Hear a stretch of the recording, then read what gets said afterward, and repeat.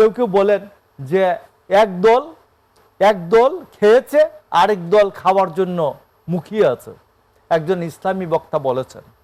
আমি উনাকে বলবো যে ভাই, আপনি রাজনৈতিক বক্তৃতা করতে চান, আপনি একটা রাজনৈতিক দলে এসে আমার নেতা তারেক রহমান, আমার নেত্রী দেশনেত্রী বেগম খালেদা জিয়া, আমরা সহ 14 গোষ্ঠী উদ্ধার করেন, কোনো সমস্যা নাই।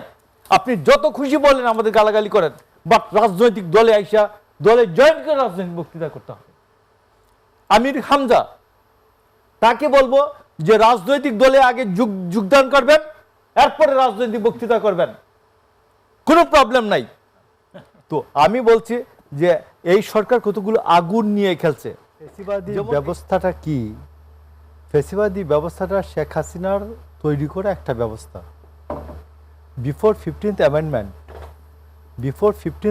2011 সালের এই 15th অ্যামেন্ডমেন্ট যদি না হতো, পঞ্চদশ সংশোধনী না হতো, এবং 14 সালে একটা সঠিক নির্বাচন হতো, 18 সালে একটা নির্বাচন হতো, 24 সালে একটা নির্বাচন হতো, তাইলে শেখ হাসিনার নেতৃত্বে যে ব্যবস্থাটাকে আমরা ফ্যাসিবাদী বলতেছি, এইখানে কি একটা ফ্যাসিবাদী ব্যবস্থা তৈরি হইতো?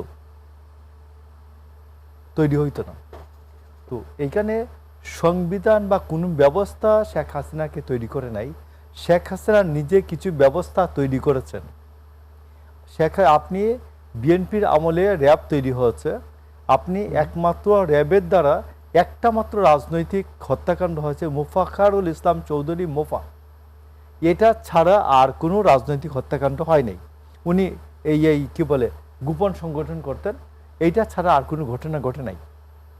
তো আর আওয়ামী লীগের সময় র্যাবের পুরো ইলিয়াস আলী, আজকে গুম, যে ইলিয়াস আলী গুমের ঘটনাটা খুব আলোচনা হচ্ছে, ইলিয়াস আলী গুম থেকে আরম্ভ করে, চৌধুরী আলমের গুম থেকে আরম্ভ করে, এবং এই শত শত গুম খুনের যে দায়টা র্যাব দিয়ে করিয়েছেন, র্যাব দিয়ে শেখ হাসিনা করিয়েছেন।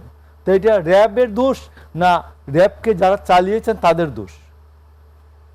এই র্যাব তো বেগম খালেদা জিয়ার অধীনেও ছিল, তখন র্যাব বাচ্চারা খেলতো, নিজেরা র্যাব শাস্ত। এটা ছিল এইরকম একটা মহিমা। সমস্যাটি কি আসলে ব্যক্তির পর্যায়ে নাকি আসলে সিস্টেমেটিক পর্যায়ে? আসলে ব্যক্তি কিছু সিস্টেম, ব্যক্তি যখন অনেক দিন যখন কিছু চালাবেন, তখন তার নিজের মতো করে কিছু জিনিস তিনি তৈরি করেন। আপনি দেখবেন সংবিধানে 15th অ্যামেন্ডমেন্ট তিনি তৈরি করেছেন।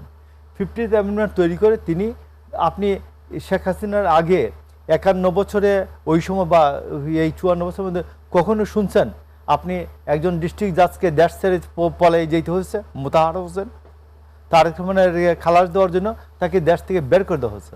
আপনি দেখেন যে জাস্টিস সিনহা, উনি যদিও জুডিশিয়াল কিলিংয়ের জন্য দায়ী, জাস্টিস এস.কে সিনহা, সুরেন্দ্র কুমার সিনহা, তাকে শোনা যায় যে তাকে লাত্তি দিয়ে, জেনারেল আকবর লাত্তি দিয়ে তাকে ফেলে দিয়েছে এবং তাকে ঘাট ধরে দেশ থেকে বের করে দিয়েছেন। এর আগে কি সামরিক বেসামরিক অনেক প্রশাসন ছিল, কেউ কি এই চিফ অফ কি বলে প্রধান বিচারপতিকে কি কেউ লাত্তি দিয়ে বের করে দিয়েছেন? এটা শেখ হাসিনার উইশ অ্যান্ড উইলে একটা ব্যবস্থা তৈরি হচ্ছে, যেটাকে আমরা ফ্যাসিবাদী হিসাবে আমরা করছি, কি বলে অভিহিত করছি। আপনি দেখুন, হিটলারের আগেও জার্মানির অবস্থা ছিল ডেমোক্রেটিক, হিটলারের পরেও ডেমোক্রেটিক অবস্থা। হিটলার নিজেও ডেমোক্রেটিক ভাবে নির্বাচিত হয়েছিলেন, কিন্তু হিটলারের যে ব্যবস্থাটা, এটা একটা মারাত্মক একটা স্বৈরতান্ত্রিক ব্যবস্থা।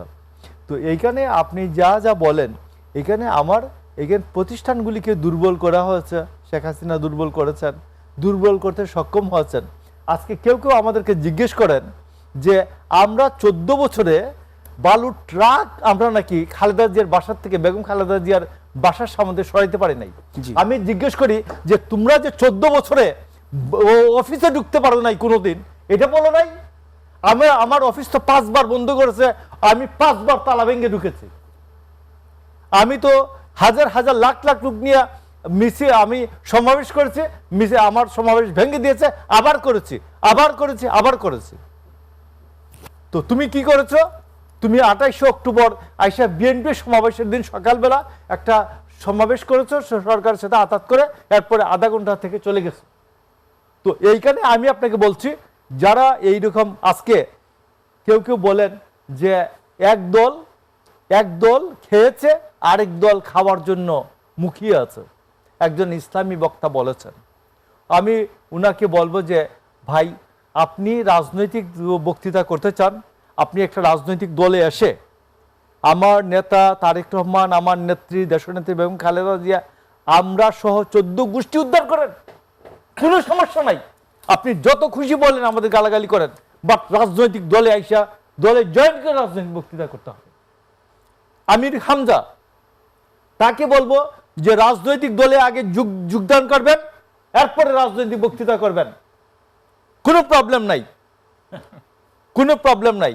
আমি আজকে এই জন্য বলছি যে এই সরকার কতগুলো আগুন নিয়ে খেলছে। কিন্তু মোশাররফ ভাই, রাজনৈতিক দলে যোগদান না করে কেউ কি কোনো মন্তব্য বা মতামত দিতে পারবে কিনা? রাজনৈতিক মতামত যদি আপনি আমার প্রতিপক্ষকে আপনি সুবিধা দেন মাঝখানে থেকে, আমি তো বলবো আপনি এখানে আসেন। আপনি যখন দেখবো মাহবুব ভাইকে আপনি বিশেষভাবে সুবিধা দিচ্ছেন, আমি বলবো ভাই আপনি এইখানে না, আপনি এইখানে আসেন, এইখানে আসেন, আমাদের লাইনে আসেন, আইসা বলেন, মাহবুব ভাইয়ের পক্ষে না, একবার মাহবুব ভাই থেকে আর যুদ্ধাঙ্গদেহী বলেন, কোন সমস্যা নাই, কিন্তু মাঝখানে থেকে না। তো আমি বলছি যে এই সরকার কতগুলো আগুন নিয়ে খেলছে। যেমন এই যে ঘোষণাপত্র, মাহবুব ভাই মনে করছে মাহবুব ভাই বলবেন, মাহবুব ভাই তো বললেন না। ঘোষণাপত্র দিয়ে আপনি অর্জনটা কি করতে চান, নিয়তটা কি আপনার? ইন্নামাল আমালু বিন্নিয়াত, 1400 বছর আগে মুসলমানরা বলছে যে হাদিসে, যে আপনার সকল কর্মের ফলাফল নিয়তের উপর নির্ভরশীল। আপনি অর্জন করতে চান কি এই ঘোষণাপত্রের মধ্য দিয়ে? এই ঘোষণাপত্রের মধ্য দিয়ে কি আপনি স্বাধীনতার ঘোষণাপত্রের মধ্য দিয়ে আমরা কি অর্জন করেছি?